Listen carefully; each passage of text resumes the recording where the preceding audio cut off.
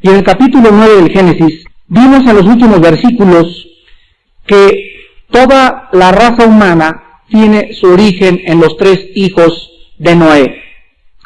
Vamos rápidamente a resumir que todos los descendientes de Cam, en primer lugar, son los egipcios, los lidios, etíopes, fenicios, sumerios, orientales, etc. Y todos los descendientes de Cam, ya vimos también, han sido los grandes pioneros que abrieron al mundo los campos de la tecnología. Los descendientes de Sem son los judíos, musulmanes y las razas semíticas que han dominado o han prevalecido en el área religiosa. Y los descendientes de Jafet han sido los griegos, romanos, europeos y muchos americanos que han penetrado en el mundo de la ciencia y de la filosofía. Entonces resumimos que de los 3 hijos de Noé hay las 3 razas. La raza semítica, los jafetitas y los camitas. Los semitas han destacado en la teología, los jafetitas en la ciencia y la filosofía y los camitas en la tecnología. Por último, antes de pasar a lo demás, quiero que ustedes observen que estas 3 corrientes de donde nacen todas las razas que nosotros vamos a ver más adelante, no son 3 razas en el sentido lingüístico, porque no lo enseña la Biblia, ni la antropología, ni tampoco la genética. El concepto moderno de raza no es bíblico. El concepto moderno de raza pertenece a la filosofía evolucionaria. Pues para el evolucionista, una raza es una subespecie en proceso de evolución a una nueva especie. Y esta idea es la que dio, este pensamiento fue el que dio la idea del moderno pensamiento o concepto del racismo. Ahora en el capítulo 10 del Génesis, encontramos para los etnólogos y para los antropólogos el origen de las naciones, cosa que ellos no nos pueden decir. Vuelvo a repetir lo que acabo de decir. Ningún etnólogo, ni lingüista, ni etimólogo nos puede realmente decir el origen de las naciones. Por ejemplo, acabo de leer el periódico de un gran etimólogo que se llama el doctor Gutiérrez Tibón. Este hombre de ascendencia italiana, nacionalizado mexicano, es un hombre que tiene ahorita como 85 o 80 años de edad, y no existe un etimólogo actualmente tan grande como el doctor Gutiérrez Tibón. Tú le preguntas de dónde viene la palabra chango y te dice, viene de tal. Le dices de dónde viene la palabra tlaxcalteca, de dónde viene la palabra quetzalcóatl. Y su obra que acaba de publicar, yo se la recomiendo, es maravillosa, porque sus raíces etimológicas es uno de los libros donde he encontrado más acercamiento a la etimología bíblica. Y la semana pasada, comparando el libro que publicó el doctor Tibón con las raíces etimológicas bíblicas, me llenaron de asombro y de alabanza al Dios de la Biblia, porque es asombroso la forma como en el capítulo 10 se nos describe de dónde vienen todas las naciones. Veamos el Jafet, 30 con Cam y 27 con Sem. Aunque ustedes lo leen y encuentran Mizraim engendró a Ludín y Patrusima, Calushidro, etcétera, etcétera, la pregunta es, ¿qué cosa nos enseña, no? Bueno, y a mí qué me importa que Ávila engendró a Jobab y que es que China humana, a los también que no era la círculo 15. Y en Génesis 1, en el capítulo 11, no está es al anticristo en los tiempos de antes de Abraham. Entonces, quiero que tomen nota lo siguiente. El capítulo 11 antecede históricamente al capítulo 10 en el Génesis. Los versículos del 8 al 12 del capítulo 10 y los versículos del 1 al 9 del capítulo 11 deben leerse como 2 paréntesis. Ahora pues, vamos a analizar en 2 partes el capítulo 10. Quiero analizar, en primer lugar, todas las naciones que descienden de los 3 hijos de Noé. Va a ser algo aburrido estar oyendo tantos nombres, me va a llevar 5 u 8 minutos para pasar a estudiar a Nimrod y la rebelión final. Vamos a ver los hijos que descienden de Jafet, los hijos que descienden de Cam y los hijos que descienden de Sem. En primer lugar, veamos el versículo 2 al versículo 5, la familia de Jafet. Los hijos de Jafet: Gomer, Magog, Madai, Javán, Tubal, Mesec y Tiras. Los hijos de Gomer: Askenaz, Rifat y Togarma. Los hijos de Javán: Elisás, Tarsis, Kitim y Doranim. De estos se poblaron las costas, cada cual según su lengua, conforme a sus familias en sus naciones. Vean ustedes que, en primer lugar, Jafet tuvo 7 hijos. Gomer, versículo 2, Magog, Madai, Javán, Tubal, Mesec y Tiras. Muy bien. De Gomer descendieron los cimerios o los cimbros, de quienes desciende la familia céltica. De Magog descienden los escitas o tártaros, cuyos descendientes predominan ahorita en Rusia. Cuando ustedes lean el Ezequiel 38, estoy contra ti, oh Gog, príncipe de Tubal, y Mesec, rey de Magog, y vean ustedes también al final en Apocalipsis la palabra Magog. Tenemos que remontarnos al capítulo 10 del Génesis para descubrir que el capítulo 38 de Ezequiel está profetizando que Dios va a juzgar a Rusia. Entonces, Magog es la Rusia moderna, comprobada por los lingüistas y por los etimólogos. Ahora tenemos a Madai, que es el progenitor de los medos. Javán, padre de los pueblos que poblaron Grecia y Siria.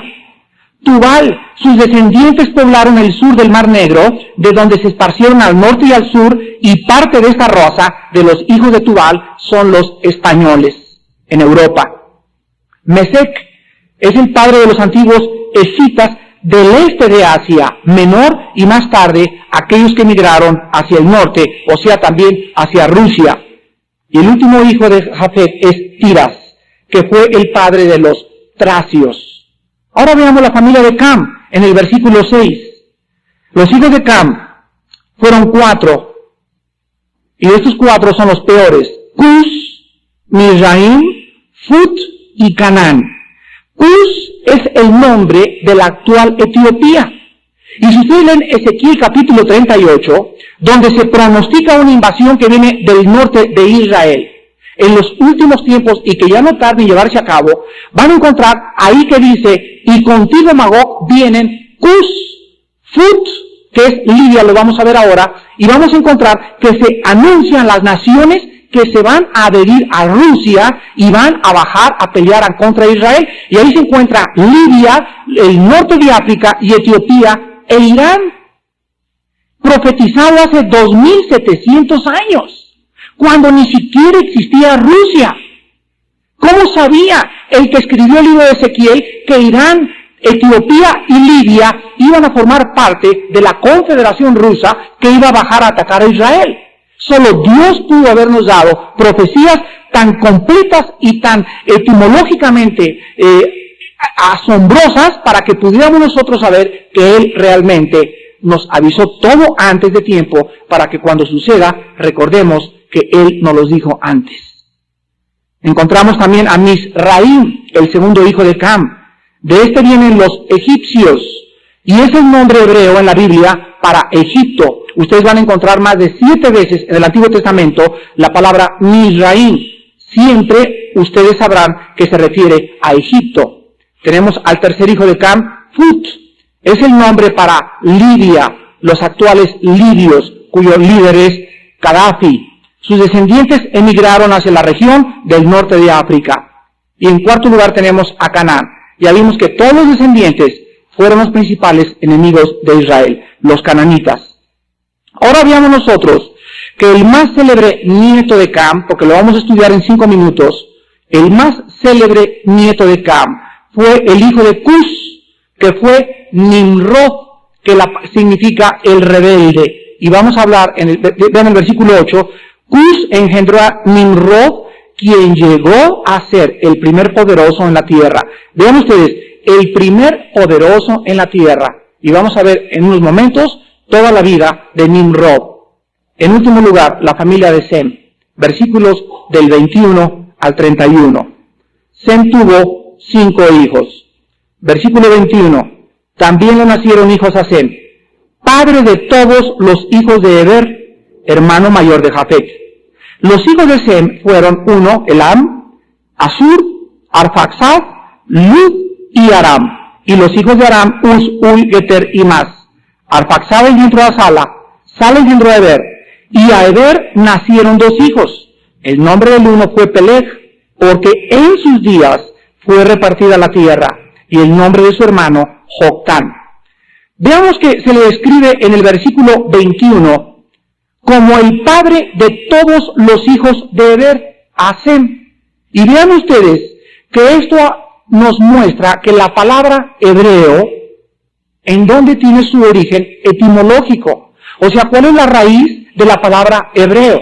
Bueno, la palabra hebreo es la palabra que significa en el hebreo el que cruza o el que atraviesa. ¿Y en dónde tuvo su origen? Lo tuvo su origen aquí en el versículo 21 del capítulo 10.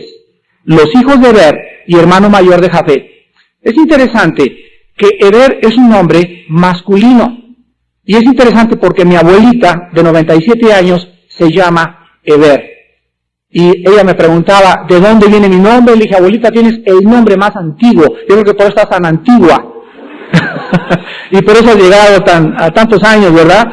Pero yo siempre, por mi abuelita llamarse Eber, siempre asocié el nombre Eber con lo femenino. Pero la Biblia nos muestra que el nombre Eber, y no he vuelto a ver a ninguna familia que le ponga a su hijo Eber. Yo si tuviera otro hijo le pondría Eber de veras. Me encanta ese nombre, pero es un nombre masculino. Veamos entonces los 5 hijos de Sem. Tenemos en primer lugar a Elam. De Elam vienen los emitas. Por ejemplo, en Génesis 14, del 4 al 5, van a encontrar ustedes ahí al rey Kedorlaomer. Qué nombrecito, ¿no? Kedorlaomer. Que este rey era el rey de Elam, o el primer rey que hubo en Elam.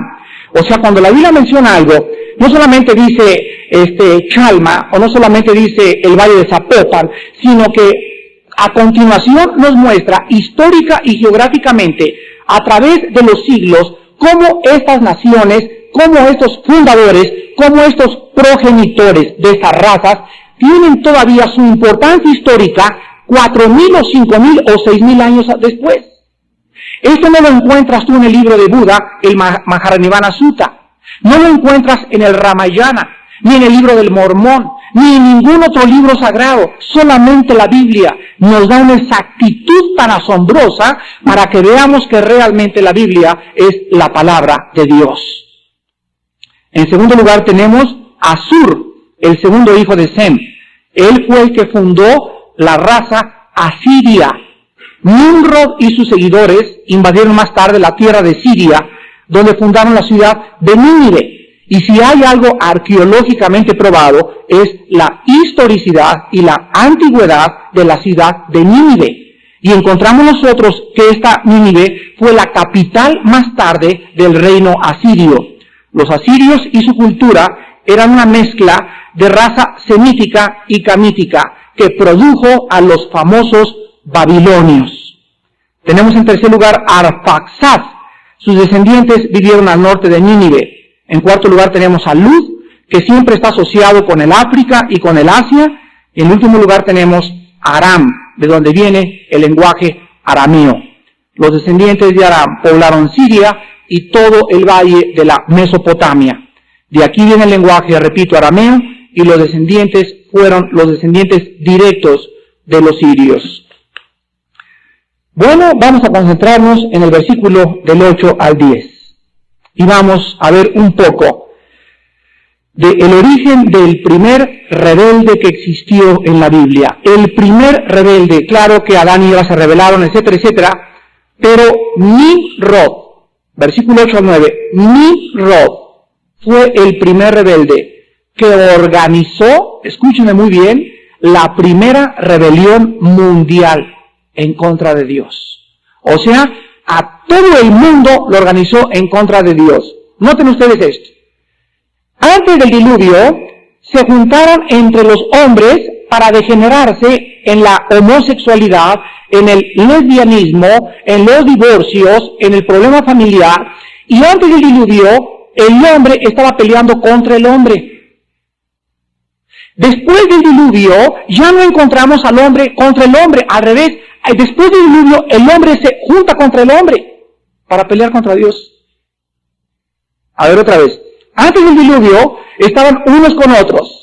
Y dice en Isaías 14 que Satanás promueve revoluciones, guerras, odios, etcétera, etcétera. El hombre contra el hombre destruyéndose. Viene el diluvio y acaba con toda esa raza. Viene la nueva generación y descienden todos los descendientes de Cam y todos los de Jafet y todos los de Sem. Y entonces encontramos en el capítulo 11 del Génesis en la Torre de Babel que se juntan los hombres con un líder que fue Nimrod. Y él organiza a todos para pelear en contra de Dios. Y entonces el principio de la raza y de la historia se ha repetido a través de los siglos. Si no nos acabamos destruyendo nosotros, nos acabaríamos asociándonos, como vamos a ver en el Salmo número 2, que dice la Biblia, ¿por qué se rebelan las gentes? ¿Y por qué se amotinan los pueblos? Se juntarán contra Jehová y su ungido. ¿Qué pasará antes de que venga Cristo? Se juntarán más de 50 naciones para pelear contra Cristo, que se llama la batalla del Armagedón. Ya no se van a pelear entre ellos, se van a juntar para pelear contra Dios. Esta es la más grande irracionalidad de la naturaleza humana. Es muy significativo que antes de que pasemos al capítulo 12 de Génesis, donde Dios llama a Abraham, antes de que Dios llame a Abraham para mandarlo a fundar la tierra de los cananeos y comenzar a disfrutar las bendiciones de Dios, antes de Abraham se haya levantado un rebelde que encabece al mundo en contra de Dios. Comparémoslo con el anticristo. Antes de que Dios nos llame a nosotros para introducirnos a la tierra de Canaán o a las bendiciones eternas, se va a levantar también un rebelde que se llama el anticristo, antes de que Dios nos llame en el rapto. Y quiero mostrarles 7 paralelos entre Nimrod y el anticristo en esta noche.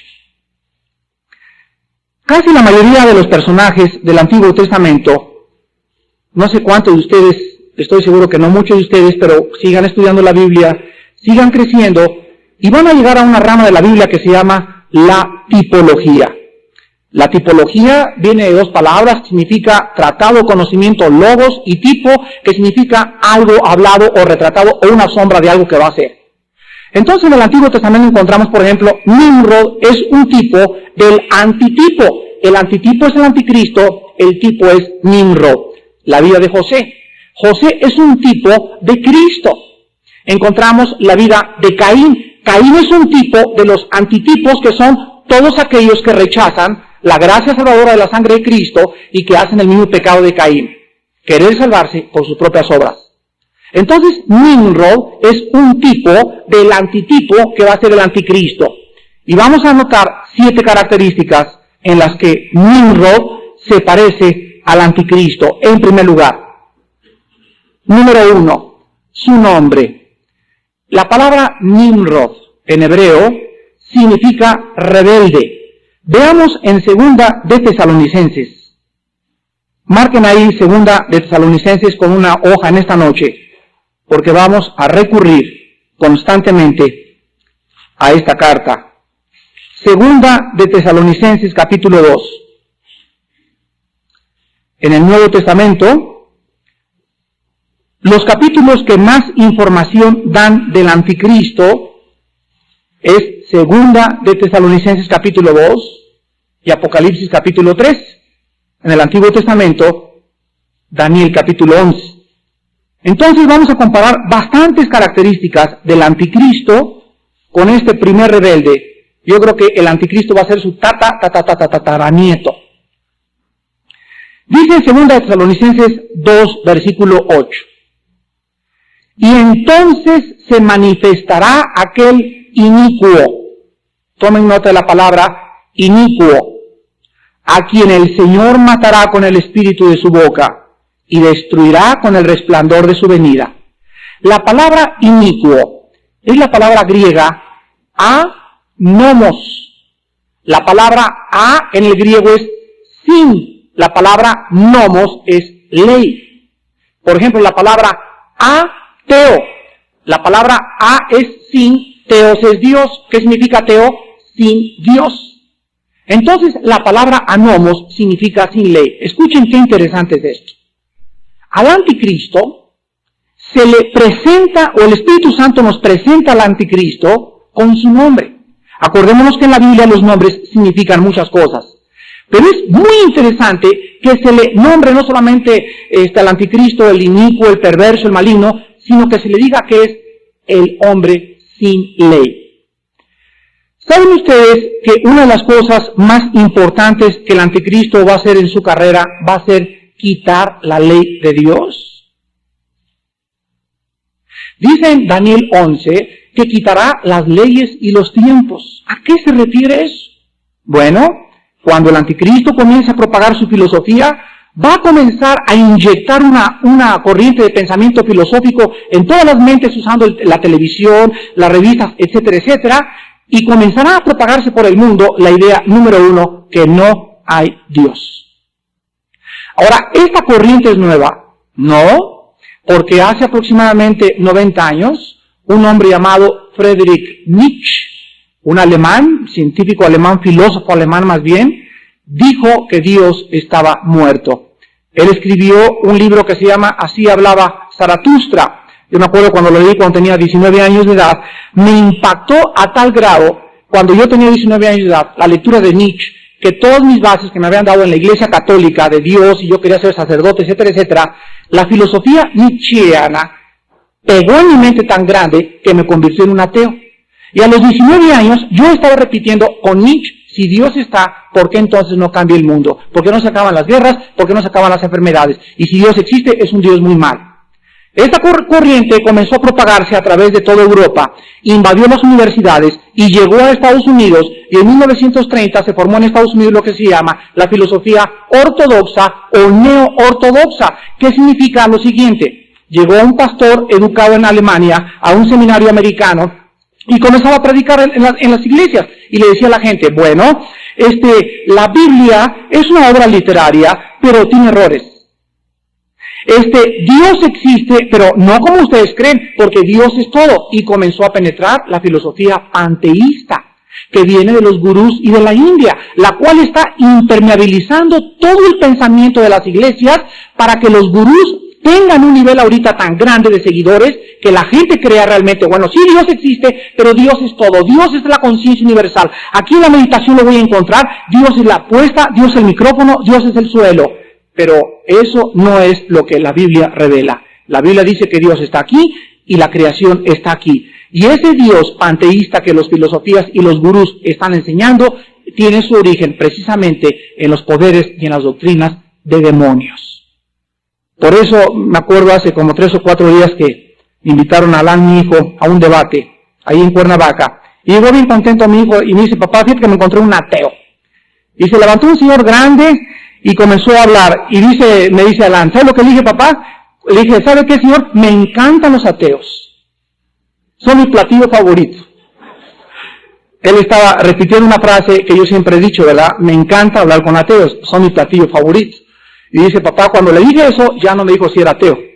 Ya cambió su conversación y me metió otros rollos, ciencia, etcétera, etcétera. Y entonces mi hijo le preguntó y le dijo a este señor, bueno, ¿usted qué es entonces? Y el señor le contestó, yo soy científico. Y entonces mi hijo le contestó, ¿verdad? Pues lo compadezco porque jamás la ciencia nos podrá enseñar el origen de las cosas. Porque para que algo sea científico tiene que ser repetitivo, o sea, tiene que ser probado en un laboratorio a través de la experimentación. Y cuando usted llega en la ciencia a un límite donde no puede encontrar a través de la ciencia el origen de las cosas, ¿qué va a hacer usted, señor científico? Cállese la boca. Cuando uno comienza a penetrar en las mentes de las personas, nos damos cuenta que hay un momento en que no tienen armas y comienzan a proferir incoherencias.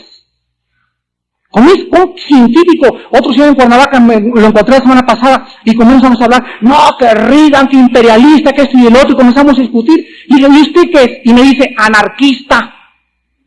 No sé cuántos de ustedes sepan la definición de la palabra anarquista, pero la palabra anarquista significa sin ley, o sea, que tú haces lo que te da la gana. Le dije, pero qué sabroso, le dije, ¿y estás casado? Sí, ¿y tu esposo también es anarquista? ¿Y tus hijos también son anarquistas?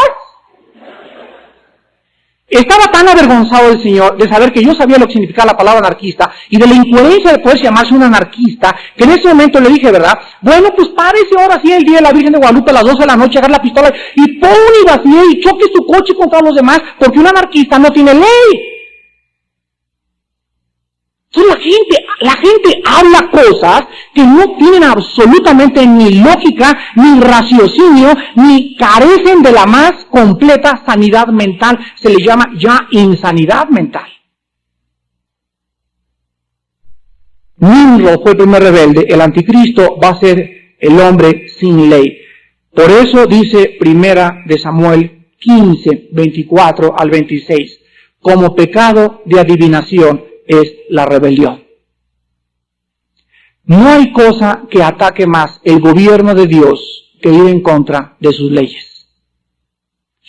Dios dice el matrimonio es santo y Dios aborrece el divorcio. La persona que se divorcia de su esposa está atacando la ley de Dios. Fíjense ustedes lo que pasa. Dios me dice, Armando, yo odio el divorcio. Yo me divorcio. En ese momento, yo creo que para tener una vida mucho mejor, voy a hacer a un lado a mi esposa y pienso en mi pecado, el pecado engaña, que voy a encontrar otra mejor que la que tengo ahorita. Entonces, en ese momento, yo digo, pues voy a destruir la ley de Dios. No me importa. La hago a un lado y hago o establezco mi ley. Me pongo en contra de la ley de Dios. ¿Saben ustedes que cuando nosotros nos rebelamos en contra de la ley de Dios, no estamos destruyendo la ley de Dios, sino que estamos destruyéndonos a nosotros mismos? Cualquiera que se estrelle contra la ley de Dios se destruye a sí mismo. Por eso Dios sufre, porque cualquier persona sin ley o que no esté dentro de la armonía de su voluntad sufre más que las demás personas. Mijita, no fumes, no tomes, no hagas esto, no me importa, voy contra la ley de Dios, hago lo que me da la gana, en ese momento comienzo a destruir mi propia vida. Como pecado de rebelión es la adivinación. En segundo lugar, el anticristo se parece a Nimrod en su plan contra Dios. Nimrod fue la primera persona en haber organizado, repito, una rebelión mundial contra Dios al construir la Torre de Babel. Veamos Génesis 10:10 y comparémoslo con Génesis 11 del 1 al 2.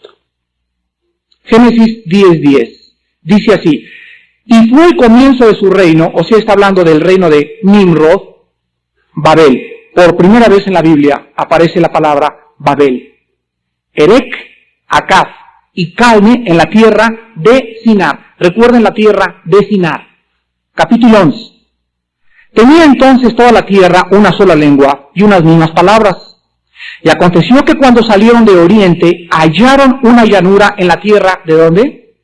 Muy bien, ahí es donde comenzó su imperio. Vean ustedes que el capítulo 10 viene después del capítulo 11, y se nos describe en el capítulo 11 lo que ya había pasado con Nimrod. Nimrod comenzó a dirigir la construcción de la Torre de Babel. Nosotros encontramos también que el anticristo va a hacer lo mismo. Vean ustedes ahora Daniel capítulo 11. Su plan contra Dios. El plan central del anticristo será unir a la humanidad, y ya lo está comenzando a hacer, unir a la raza humana en contra de Dios. ¿Qué instrumentos usa? Bueno, los poderes del mal usan hombres. Dice 1 Timoteo 4:1 que en los últimos tiempos apostatarán personas, y dice, escuchando espíritus engañadores. O sea, literalmente los demonios se acercan a una persona y le susurran y le dicen, el divorcio existe, lo puedes hacer. Mira, esto realmente no dice así, dice asá. Y comienzan a través del oído, literalmente los demonios susurran. No es que oí la voz de un demonio, pero entran no sé en qué forma las vibraciones demoníacas en las ondas del sonido y penetran a la mente. Y entonces el demonio levanta, o Satanás levanta hombres como Nietzsche, levanta hombres como Darwin, levanta hombres como Sigmund Freud, Hombres que fueron ateos, que atacaron las estructuras de la Biblia, que atacaron el pensamiento bíblico, que atacaron todo aquello que representaba a Dios. Y sus pensamientos y sus libros infiltraron las universidades. Y todos los estudiantes aceptaron esa filosofía y comenzaron a proclamarse que no existe Dios y que realmente venimos del chango y que la psicología es la respuesta para los problemas emocionales. Y entonces la raza humana comienza a minar los cimientos. Y cuando comienzan a minarse los cimientos, yo agarro a mis hijos y los mando a la secundaria y ahí les dan la puñalada final, ahí les dan la puntilla. Porque en la secundaria les enseñan a Darwin, les enseñan a Marx y les enseñan a Freud. Por eso dice la Biblia, educa al niño en su camino y aun cuando fuere viejo no se apartará de él. Y ahora, antes de que el anticristo venga y antes de que venga el rapto, Dios va a levantar un ejército de jóvenes y predicadores que levanten este libro y que desafiemos al mundo científico, que desafiemos al mundo filosófico y que podamos presentarles más grandes pruebas históricas, geográficas y científicas de las aberraciones intelectuales que ellos están tratando de introducir en las mentes de nuestros propios hijos. Esa es la importancia que tenemos nosotros de ser hombres de la palabra de Dios. Pelear las filosofías y las mentes, y yo les pido que oren a Dios para que el libro que escribí de la creación y evolución continúe penetrando. Ya lo vamos a meter a Vips, a Samuels, a la librería Porrúa, a la librería de Cristal. En la secundaria de mis hijos allá en Cuernavaca les dije, regálenle una copia a cada maestro, y lo estoy regalando a los maestros, a la Secretaría de Educación Pública, y comenzar a retarlos. Y estoy esperando que me digan, venga a discutir su libro en el canal 5, en el canal 11, pero con mucho gusto. Tenemos que comenzar a penetrar y comenzar a destruir, a despejar y a mostrarles otra luz a la gente. Y la gente está esperando que nosotros les mostremos esa luz. Pero Dios dice en 2 Timoteo 2:21, utiliza instrumentos. Si alguno se limpia de estas cosas, será instrumento útil a Dios. Pidamos ser, hermanos, en el 87, instrumentos útiles a Dios. Ya estuvo suave. Entonces en Daniel 11, del 36 al 37, dice la Biblia, y el rey hará su voluntad, está hablando del anticristo, y se ensoberbecerá. Se engrandecerá sobre todo Dios, y contra el Dios de los dioses hablará maravillas, y prosperará hasta que sea consumada la ira, porque lo determinado se cumplirá. Del Dios de sus padres no hará caso. Este versículo nos muestra que el anticristo será judío, porque la única raza que ha tenido el Dios de sus padres han sido los judíos, que son Abraham, Isaac y Jacob. Del Dios de sus padres no hará caso, ni del amor de las mujeres.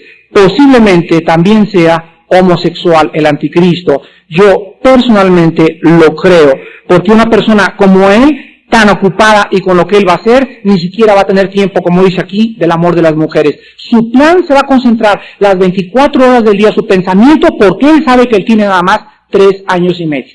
Entonces, él tendrá relaciones homosexuales, es lo más seguro. Dice, tampoco respetará a Dios alguno, porque sobre todo se engrandecerá. Más honrará en su lugar al Dios de las fortalezas, que es el Dios de la guerra, el armamentismo. Más y más y más armas.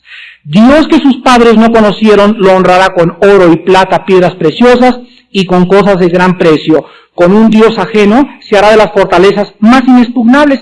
¿Quién es el Dios ajeno? De 2 Corintios capítulo 4, al que se le llama el Dios de este siglo, Satanás. Con él hará un pacto y colmará de honores a los que le reconozcan y por precio repartirá la tierra. Vemos entonces que el anticristo también tiene un plan maquiavélico y diabólico, levantarse en contra de Dios y decirse a sí mismo, yo soy Dios. En tercer lugar, regresemos a Génesis 10, en tercer lugar, el Nimrod se le llama poderoso o vigoroso, vean ustedes 3 veces. Ahorita vamos a ver el original hebreo. Capítulo 10 de Génesis, versículo 8 al 9. Cus engendró a Nimrod, quien llegó a ser el primer poderoso. Aquí la palabra hebrea, Gibor, con G de gárgara, Gibor. Versículo 9, se repite otra vez. Este fue vigoroso. La palabra vigoroso es la misma palabra vigor. O sea, este fue poderoso o vigoroso. Y aquí se le pone, fue vigoroso, cazador delante de Jehová. Por lo cual se dice, así como Nimrod, vigoroso por tercera vez, cazador delante de Jehová. La palabra cazador es la palabra sayid en el hebreo, que significa el que persigue a personas. Nimrod fue el primer cazador de seres humanos. Y el anticristo, dice Daniel 11:36 y Apocalipsis 13:7, que le declarará la guerra a los cristianos. Así como Hitler le declaró la guerra a los judíos en la Segunda Guerra Mundial, y judío que encontraba lo mataban o lo metían al campo de concentración, el anticristo comenzará a cerrar filas, y cualquiera que tenga Biblia, cualquier templo que tenga una cruz, cualquier cosa que represente otro Dios que no sea su señal, el 666, será pasado por la pena capital. En quinto lugar, Nimrod, dice el Génesis 10:10, fue el primer rey, y el principio de su reinado, dice el versículo 10, fue su reino Babel. La palabra Babel significa en el hebreo confusión. Aquí encontramos que el anticristo también se va a proclamar en Daniel 11:36 y en Apocalipsis 13:7, asimismo el rey de reyes, el rorro de rorros, el enorro de enorros. En sexto lugar, los cuarteles de Nimrod fueron en Babel, Génesis 10:10, Génesis 11:2. Al anticristo se le llama en Isaías 14:4, rey de Babilonia. Y en Apocalipsis 17 se le relaciona al anticristo montado sobre una bestia escarlata, ebria con toda la sangre de los mártires, y al anticristo se le escribe con 7 cabezas, montando este sistema religioso, político, filosófico, y comercial, arriba de él, dominando al sistema, hasta que el sistema se deshace de él, y entonces comienza a reinar como rey absoluto. Esto es lo que le hace al anticristo asociarse con Nimrod. Y en último lugar, la suprema ambición de Nimrod la encontramos en Génesis capítulo 11, versículo 4. Lo estudiaremos en enero cuando regresemos la Torre de Babel. Dijeron, vamos, edifiquémonos una ciudad y una torre cuya cúspide llegue al cielo. Escuchen. ¿Y qué cosa dice? Hagámonos, vean ustedes el corazón expresado en palabras. La actitud que existía en el líder y entonces los hombres era hacerse un nombre, por si fuéramos esparcidos sobre toda la faz de la tierra. Vean ustedes aquí la doble estrategia satánica. Número 1, alcanzar a Dios. Número 2, tener un nombre. ¿Qué dice Isaías 14 de Satanás? ¿Por qué cayó Satanás? Porque dijo, subiré a lo alto. Junto a las estrellas del cielo me sentaré junto a Dios. Quiso, él siendo una criatura creada, teniendo su causa de su existencia en otro ser, quiso a sí mismo exaltarse. Y este pensamiento, esta actitud ha corrido por toda la raza humana. Y vemos a Stalin, vemos a Benito Mussolini, vemos a Attila, vemos a Hitler, vemos a todos los grandes hombres, vemos a los países, todos ellos, ¿qué es lo que quieren hacer? Conquistar el mundo y ser ellos el Rey de Reyes y Señor de Señores. La Biblia dice, desgraciadamente, que Dios no comparte su gloria con nadie. Y todos los grandes hombres como Nabucodonosor, esta es la gran ciudad Babilonia, la cual yo construí con mi poder, con mi dinero, con mi esfuerzo, dice la Biblia, Dios aplasta a los soberbios y ensalza a los humildes. El anticristo repetirá lo que originó Nimrod. El corazón de Nimrod estaba lleno de soberbia, de orgullo, quería destacar sobre todos y quería asimismo hacerse Dios. ¡Qué cosa más anormal! ¡Qué insanidad mental tan grande el pensar que podemos algún día ser dioses! Mi hijo decía hace unos momentos, somos polvo. En él somos, nos movemos y existimos. Cuando yo me voy en la noche y me acuesto y respiro, yo no le digo a mi corazón, respira. ¿Qué hace que mi corazón siga bombeando y me siga inhalando y exhalando el aire? Yo no soy consciente de esto, pero es Dios el que permite que mi corazón funcione. Y en el día que Dios quiere, Él me llama a cuentas. Por eso Él nos ha creado para que reconozcamos que Jesucristo es su Hijo, que tenemos un propósito en esta vida y que el único propósito es conocerlo, adorarlo y vivir una vida santa para poder ser más felices en esta tierra. En esta noche hay muchas personas y yo antes de acabar este año que quisiera yo llamarlas a que vinieran a la cruz del Calvario. Muchos de ustedes han estado en contra de Dios. Tienen el engaño en su corazón de que creen poder vivir sin Dios. En tu matrimonio no existe Dios. En tu relación con tus hijos no existe Dios. No tienes una comunión íntima con Dios. A lo mejor te dices religioso, y a lo mejor eres católico, o a lo mejor eres protestante, pero nada más los domingos. Pero en tu vida no ha cambiado.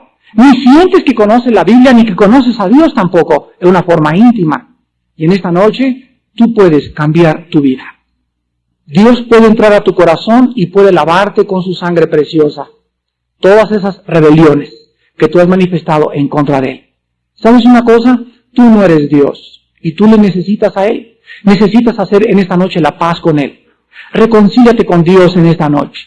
Ven a la cruz del Calvario, porque es en la cruz del Calvario donde Él pudo lograr la reconciliación entre nosotros y entre Él. ¿Cómo pudo hacerme amigo con Cristo? Tú me preguntarás.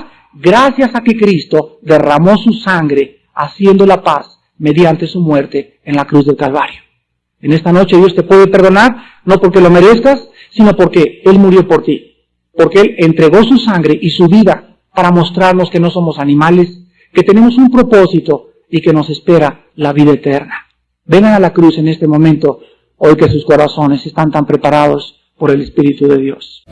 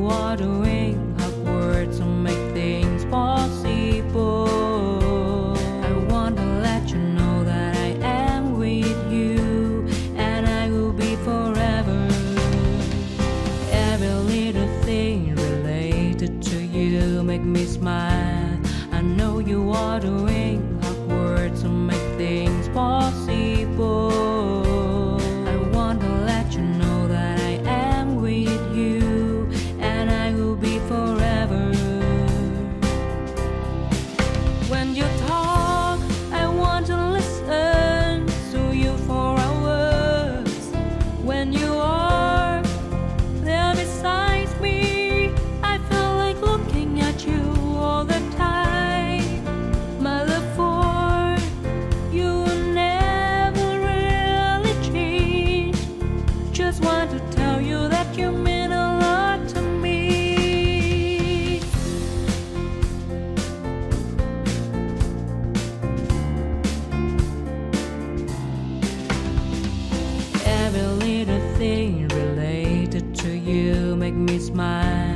I know you ought to